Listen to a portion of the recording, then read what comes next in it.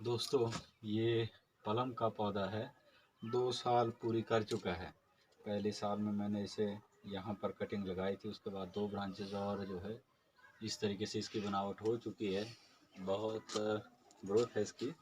तो इसमें आपने क्या क्या ध्यान रखना और किस तरीके से कटिंग करनी है, इसमें आपको जो है कोई भी लीडर रखने की ज़रूरत नहीं है। इसमें वैसे ही प्रूनिंग होगी जैसे आड़ू की प्रूनिंग होती है, हैवी प्रूनिंग।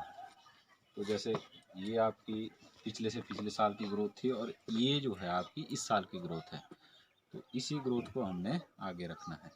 तकरीबन 6 इंच के करीब हमें टहनी जिस तरीके से आँख जिस तरफ होगी उस तरफ आएगी, तो आपने आँख के हिसाब से जो है अपनी सहूलियत के हिसाब से वो लेनी है, कटिंग उस तरीके से करनी है। और आँख बाहर की तरफ है, यहाँ पर नज़दीक से देखिए आप, ये देखिए ये आँख होगी तो यहाँ से टहनी निकलेगी बाहर की तरफ। अंदर की तरफ जो है झुंड नहीं बनेगा, ना ही पौधे को दिक्कत देगा और पौधा भी स्पेसियस रहेगा। ये जो टहनी अभी अंदर को जा रही है इसको हम यहीं से ही काट देंगे। ये देखिए मोटी होगी, बाद में रगड़ खाएगी, आपने पौधे के ऊपर चढ़ना होगा या फिर फल उतारने होंगे तब भी दिक्कत करेगी। तो इसको आपने यहाँ से निकाल दिया। यहाँ पर ये टहनी भी दिक्कत देगी शायद, लेकिन बाहर की तरफ तो निकल गई है लेकिन टकराएगी। तो उससे बेहतर है भविष्य में भी ये दिक्कत ना दे, क्योंकि यही 2-3 साल होते हैं जब पौधे को एक सही आकार देना होता है। नहीं तो बाद में जो है दिक्कत होती है, पौधा एक तो फ्रूटिंग भी ढंग से नहीं दे पाता।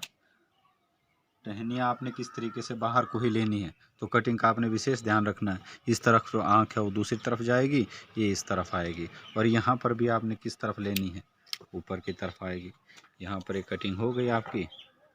ये आपका स्पर है, यहाँ पर इसमें फ्रूट लगेगा, इसमें और इसमें। अभी पता नहीं इस बार सैंपल देगा या नहीं, या हो सकता है उससे अगली साल दे। तो इसी तरीके से ये टहनी यहाँ पर टकरा गई है, तो हमने यहाँ से, और यहाँ पर जो आई है इसकी वो बाहर की तरफ निकलेगी और वहाँ से भी छूट गया आपका। और यहाँ से ये आइज़ इसकी इस तरफ निकलेगी। उसी तरीके से यहाँ पर ये आपकी कटिंग हो गई।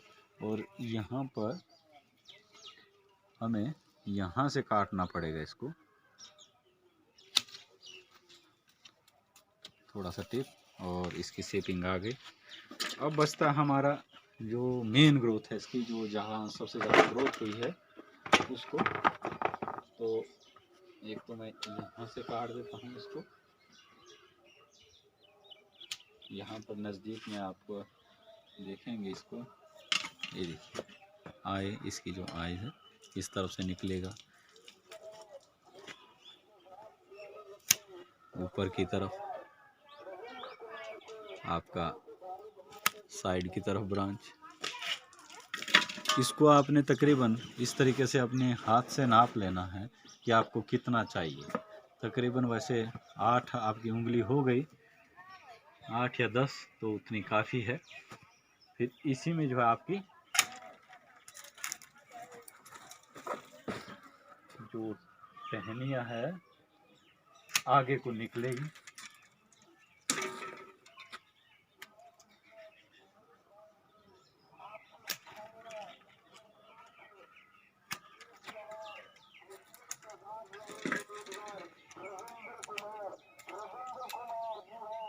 यहाँ पर रगड़ खा रही है, ये बाद में भी रगड़ खाएगी, तो इसको मैं पीछे से ही काट देता हूँ। इसकी टहनियाँ इससे न टकराए, जो मेन ग्रोथ कर गई है।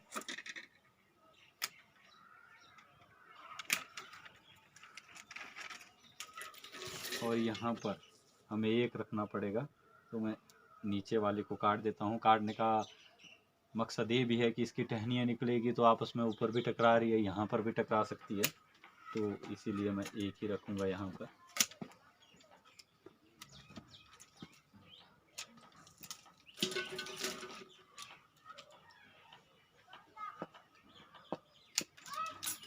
बाकी टहनियों को आपने थोड़ा सा टिप लगा देना है। बाकी आपका ये बचा, इसको हम यहाँ जैसे से काट देते हैं।